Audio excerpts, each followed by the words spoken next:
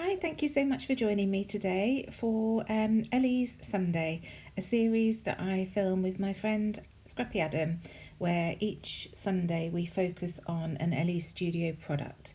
And this Sunday's prompt is functional stamps. So straight away I thought of the basic shape stamp and the label stamp. So they're the two sets that I'm going to be working with today. First of all though, I wanted to create my background, so I grabbed this blue acrylic paint, and I actually thought it matched the colour of my husband's t-shirt in the photo that I'm scrapping, but it didn't at all. But it did match the colour of the sky, so it was absolutely fine to use. So I'm just creating some rough paint stripes, 5 in total, across the paper, and you'll have seen I brought my photo in there just to check that the strips were wide enough that they came out on either side of the photo, because otherwise the photo would have pretty much covered it up and that would have been a bit pointless. So now coming in with some black acrylic paint and just creating some thinner lines across the page, just graphic lines in a grid style pattern. And once this is done, I shall move it to one side and leave it to dry. But I don't seem to be able to stop here. Originally my thought was just to do some stripes in between the wider stripes that I've got on the page, but I just kept going kept going and added a few more. But I do like the final effect on the layout that I've created. So the last few dobs, and then I shall move that to one side and start working on the stamps. So I've pulled out 4 Distress Oxide inks that I'm going to use with these stamps, and I've pulled out some scraps of card that I always keep. Can't bear to throw anything away, you'll know that if you've watched me for a while. So I'm just going to use some of the labels. I think I choose 3 different shapes of labels and some of the basic shapes, and just stamp those out in all 4 colours of the oxides that I've pulled out. So the first one that I'm using is the newer Uncharted Mariner, and that works really nicely with Ross's t-shirt there. It's a slightly deeper teal, but it does look really nice. So I'm doing these strips and a circle shape to start with, and then I do come back in, you'll see later on, with a square label as well. So just stamping plenty of images, and what I'll do, I'll spend some time in the evenings while I'm watching the telly just punching or cutting these out, and then they'll go in a pot ready for another day. These are colours that I often reach for. Again, if you've watched previous videos, you'll have seen me using these colours. So the second one is Speckled Egg. I've also got Iced Spruce and Chipped Sapphire for the navy blue there. So just forwarding through a bit of this so that you can see the different stamps that I'm using, but honestly it took me about half an hour. You wouldn't want to sit and watch me just stamping out loads of images for half an hour.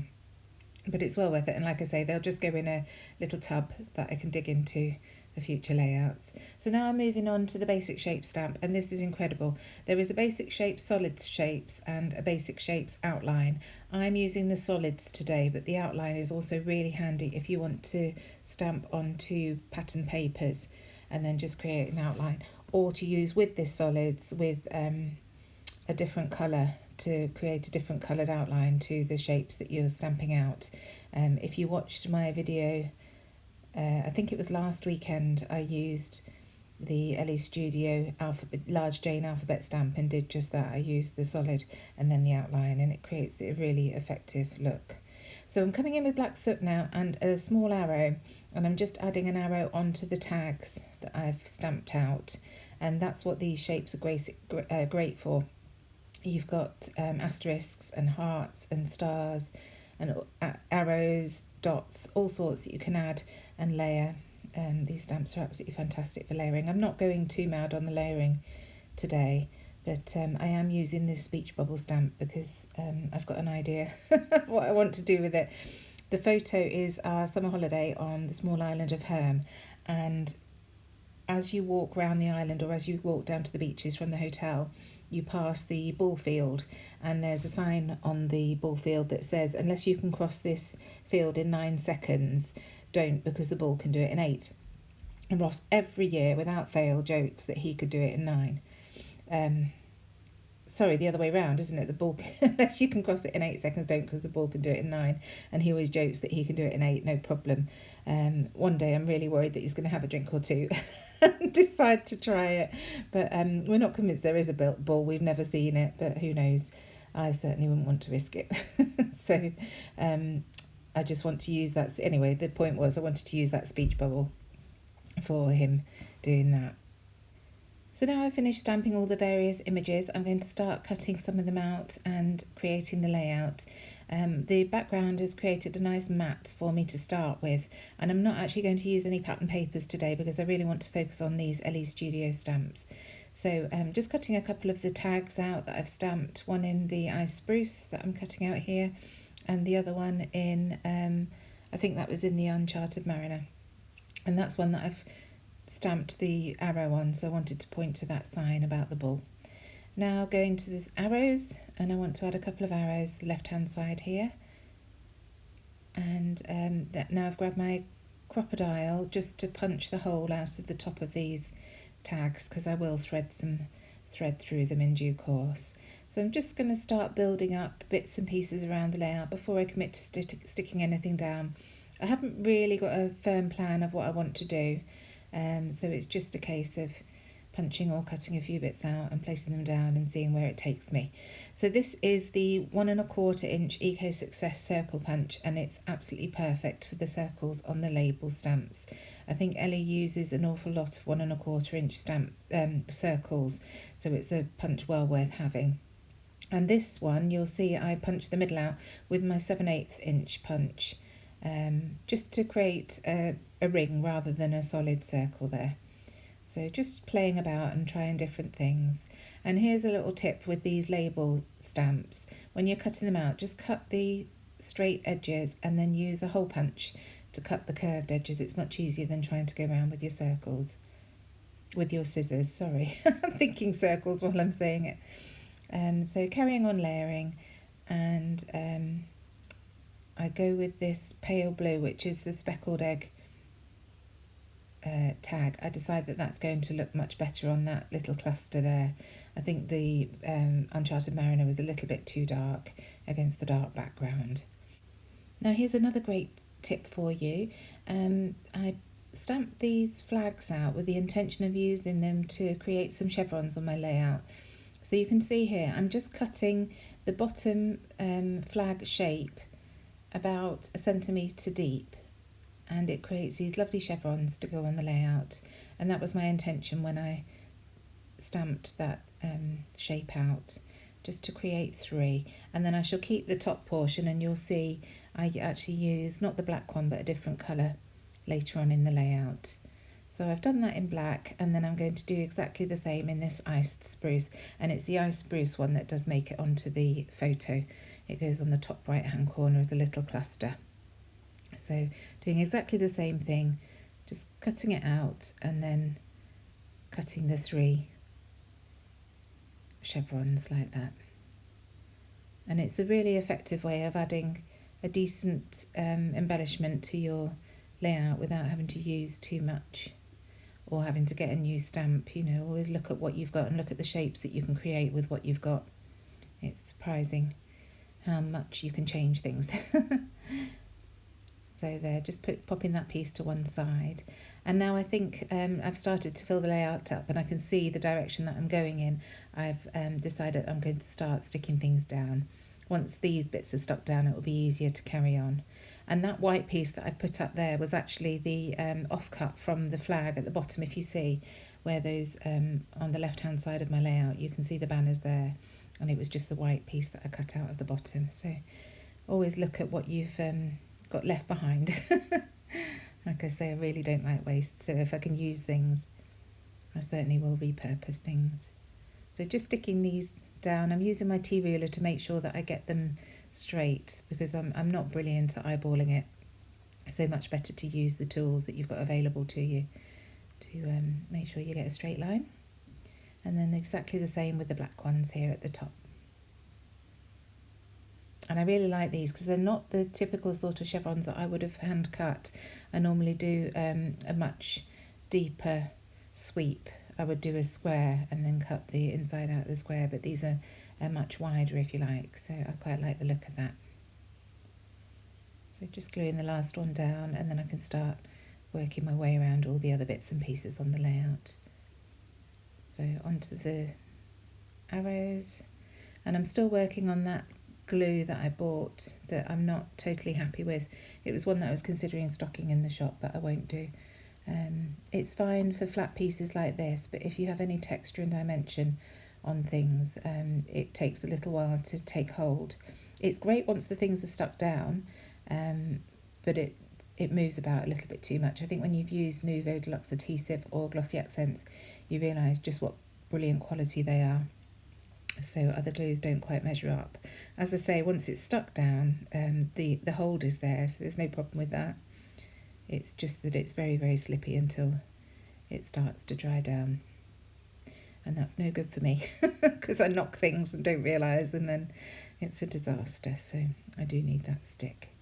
So just making sure that the photo is straight again, and then I'm going to work on these tags. I want to add some wax thread to them, so I faffle a little bit, deciding whether to string them both together or keep them separate, loop through once or twice, but I get there in the end. It's just a bit of a fiddle getting this one on, and as I say, I decide that I want to loop it over, and the wax string is quite stiff, so I loop it through, but then when I try and put it down, I realise that it's much better just push through the hole. So all of this faffing for nothing. But you don't know till you try, and sometimes you have these ideas and it just doesn't turn out the way that you imagine. So nothing lost. Just need to pull it back out again. I'll glue them together first before I decide. And there we go, just pulling it back through. Messing a little bit with the positioning and deciding where it's going to go, and then I will glue those two tags down.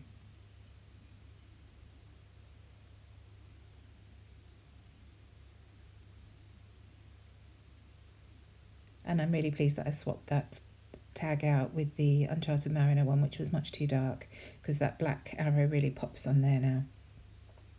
So now I've built those clusters up, I want to start looking at the top right hand corner. So I'm coming in with one of the square label shapes that I stamped. This is in the speckled egg, the duck egg blue colour, and that will be tucked under the top right hand corner. And then I want to carry on building that cluster. So just looking at what else I've got, and I cut one of the long labels, and then I remember these speech bubbles. So again in the speckled egg, just cutting this one out, and I will actually write on this, just deciding where I want to put it.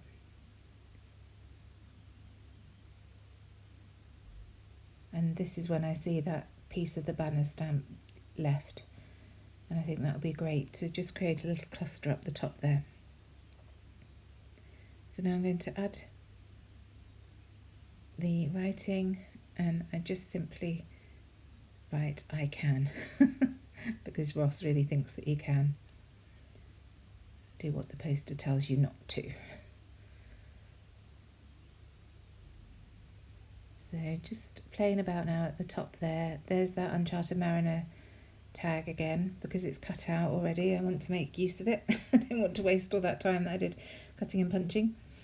And then because I've used that, I want to swap the label out, because that was an Uncharted Mariner and I don't want the same colour together, so I changed it to the Chip Sapphire one. So still playing around with that word I can, speech bubble. Haven't quite decided exactly where that's going to go, but I'm happy with the cluster here. So start sticking all these bits down. And while I'm doing this, I decide that I do want to journal on that long label. So just making sure that everything's in position and that it's all straight, of course. And as I'm messing around with that I think I'd better do my journaling before I carry on, because I don't want to cover it up with that, or cover the space. There's not a lot of space there, so I definitely want to leave myself enough room. So just journaling what I've said about Ross thinking that he can compete with the ball. And there, I decide that that speech bubble is better below and closer to Ross's head, so it looks like he's saying it. And then I carry on the journaling at the bottom here.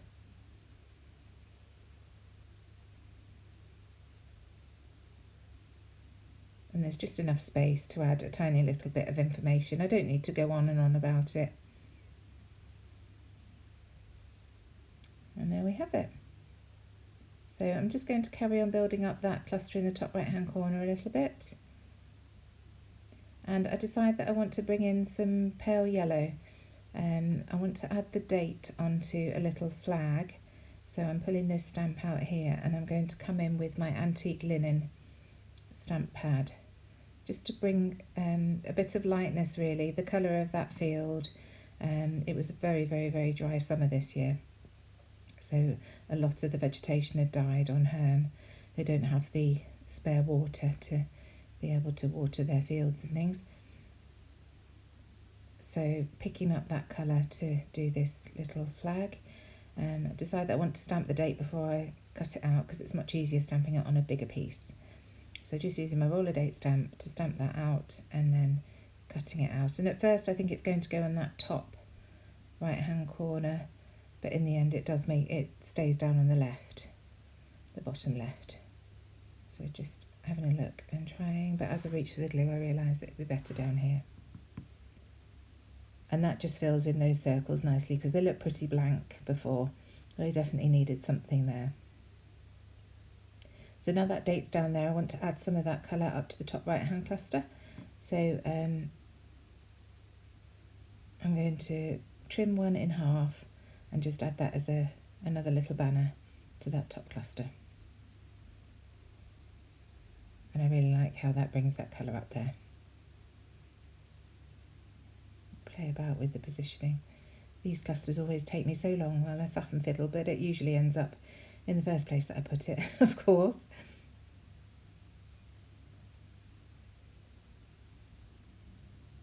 And now that's down, I decide that I want to add some dots.